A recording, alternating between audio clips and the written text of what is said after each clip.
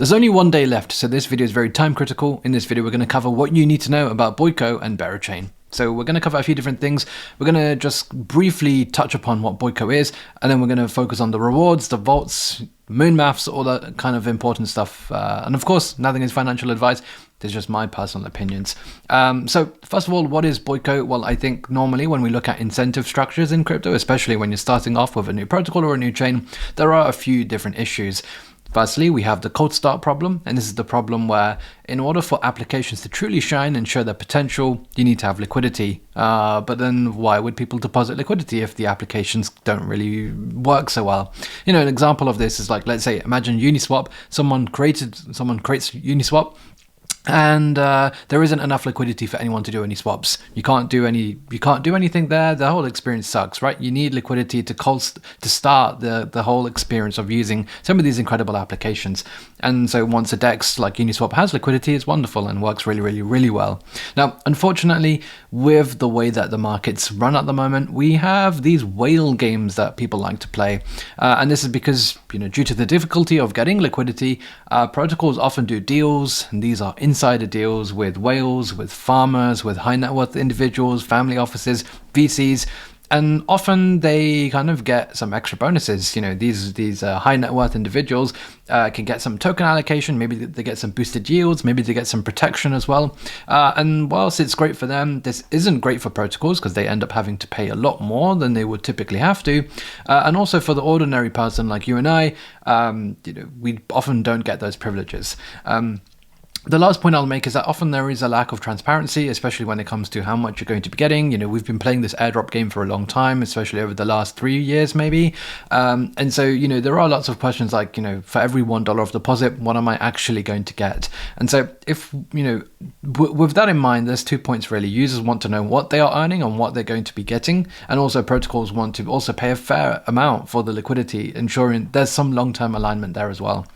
So that's where Boyco comes into play, because Boyco is Berachain's pre-launch liquidity marketplace where Berachain applications can achieve significant liquidity on day one, solving this cold start problem, and users can, you know, get exposure to Berachain as well as Berachain ecosystem protocols with transparency of yield through this interface, which is powered by the Boyco app. It's called Boyco because we're Berachain, right?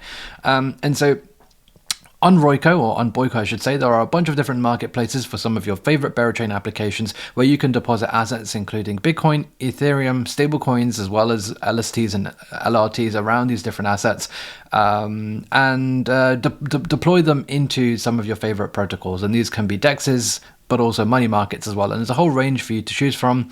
And in return, you are going to be getting a lot of different rewards, and we'll talk about them all right now. Now, this is live right now, and so as of recording, you can deposit into all of these different marketplaces. There is about 99 or 100 of these different vaults that you can deposit in, and they all have their own pros and cons to some extent, and we'll look at some of them as well in a moment. So how does it work exactly? Well, you deposit your assets on ETH mainnet, and there's some infra providers like Layer 0 and Enso I should say, who actually take these assets and will end up deploying them into their respective protocols on day one of public mainnet. And so you don't actually have to do anything whatsoever. You just kind of have to deposit into these vaults, which is on Ethereum mainnet, and you know, you can enjoy those yields, points, tokens, a whole range of different things.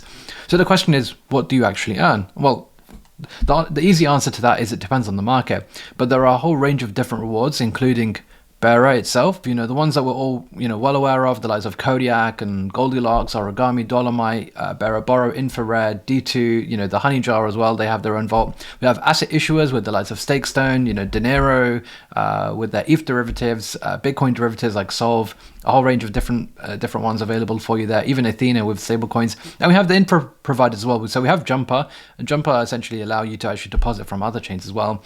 Concrete, Enso, and of course the Boyco protocol as well. So essentially what you're going to be doing is you're going to be earning from 5 different sources.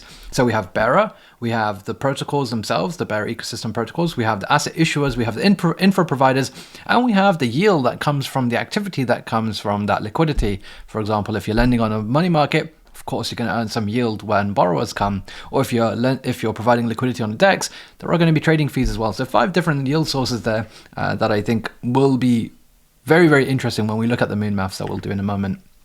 So how much of this is going to happen? Well, first of all, Boyco already contains 2.4 billion as of recording right now, and probably by the time you're watching this, the number could even go up. Why though? It's pretty simple. 2% of the bearer supply is going towards Boyco, so that is quite a substantial amount, and we'll do some min maths on this. But as mentioned, you've got the ecosystem tokens like the likes of Kodiak and Dolomite. You've got the asset issuer tokens, the likes of Solve, Lombard, Dinero. You have the info rewards, including Royco as well, and then you have the yield that comes from that liquidity, whether it's LP fees from a DEX or borrow fees from a money market. And so the question is, how much is actually 2% of bearer? Well, at $10 billion FTV, which is just my estimate, of course, no financial advice. It could be lower, could be higher, who knows. I personally hope that it's as low as possible, just so that I can actually get an entry. But $200 million of rewards. And so how is this split? It's split in two actually. So half, well, not half, 0.9% of this 2% supply, so call it 45% of this, is going to go into major markets. So this includes stuff to do with wrapped Bitcoin, wrapped ETH, USDC, USDT, and Honey. And then 55%, aka 1.1% of the total bearer supply, is for third-party markets, which is essentially everything else. Now, you might be looking at this and thinking, hold on a moment, Waj, why is there such a big difference between the major pools and the third-party hybrid vaults? Well, in December, some of the asset issuers decided to create their own third-party kind of external vaults, and this started back in December, so lots of people started to deposit into them, and those assets haven't actually been deposited into Boyco just yet, and so they will be in probably the next 24 hours. In fact, they have to be in the next 24 hours. So please keep an eye on this. This is going to shift drastically in very, very soon. One important point to make as well is that the major versus third-party hybrid bucket do have some extra multipliers as well. And you can see, for example, with the major only, there is a 4.2x boost to volatile pairs like within this bucket. So you can use this to your advantage. Maybe you find a vault that you like that's maybe single-sided, and then another one that's like a stable swap pool. Maybe when you do your maths, you figure out actually with the 2.69x boost, it works out better for me, so just keep that in mind as well. Right, so here are some of the vaults that we have.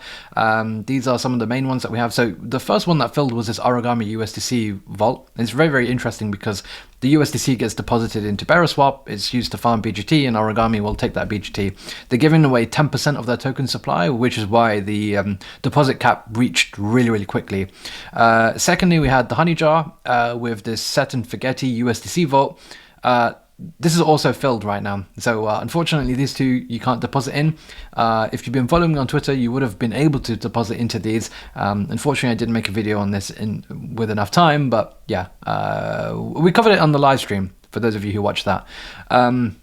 Supply USDC on Dolomite, this is also filled right now. So some of these are filling really, really quickly as we speak. And probably by the time you're watching this, there are even more that have since filled. I believe the wrapped BTC, wrapped ETH one is also filled. And I guess one of the reasons why is because you've got this 4.2x boost. So I think that is a really, really nice multiplier there. Here are all of the different vaults in total. So as I mentioned, there are like 100. So you can really pick and choose. Maybe you just want USDC exposure. Maybe you want ETH exposure. Maybe you want Bitcoin exposure.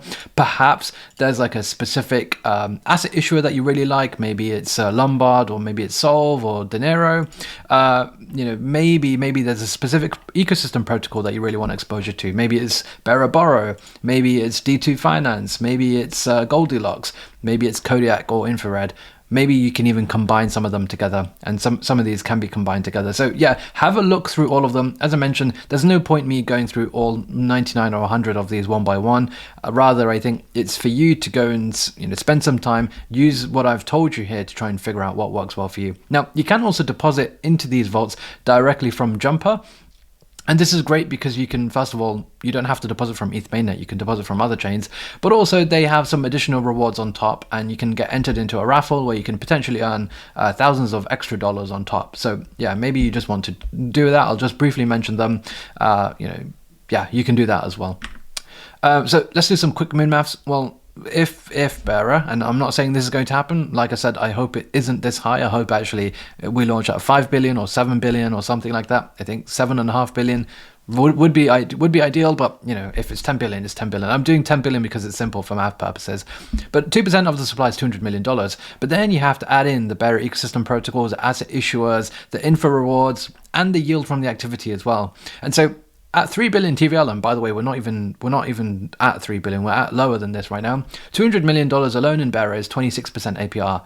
And then I think when you add in the additional things as well, it'll push way higher than 30. In fact, when you add in the yield from the activity, at times the yield from something like borrowing is additional 10%.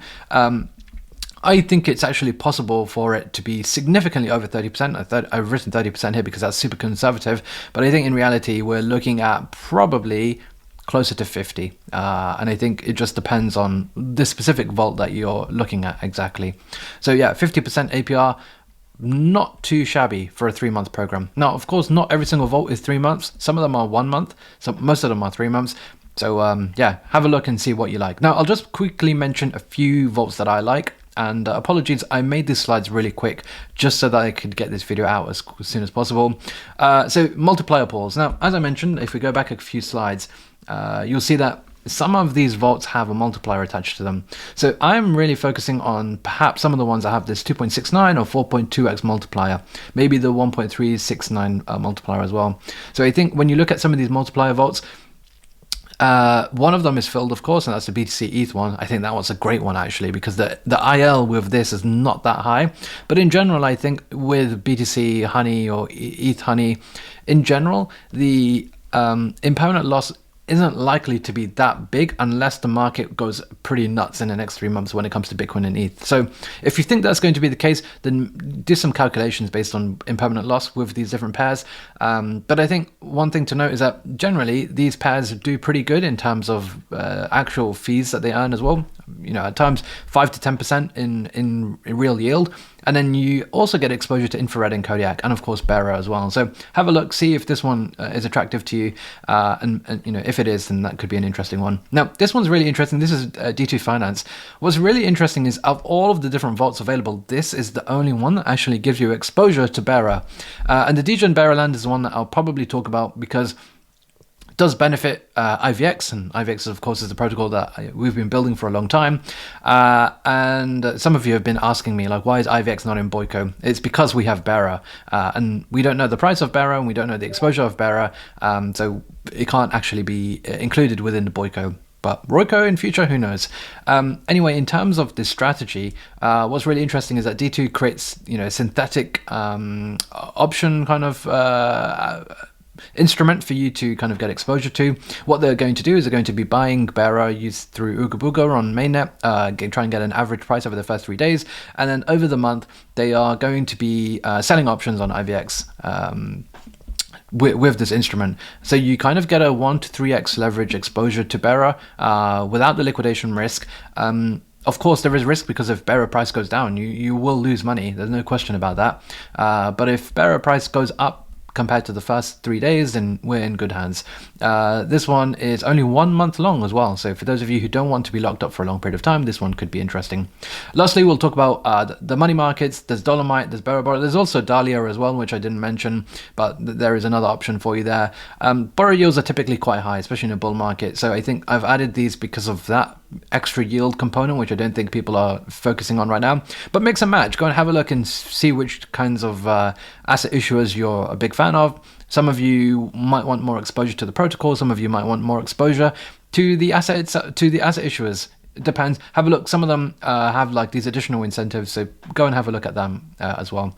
But all I'm going to say is, look, on Sunday, tomorrow, things can change very, very, very quickly. So be ready for it. I think it's going to be fun. Maybe I'll do a live stream as well whilst we go along. So yeah, Royco is a marketplace for incentives, and Boyco is the place to be for all things Berachain right now. Ends in the next 24 to 30 hours approximately by the time you're watching this. Maybe you're watching this a little bit later and, you know, it's even sooner. But yeah, let me know what your thoughts are. Let me know if there are any specific vaults that you like, and I will catch you with more Berachain content very soon.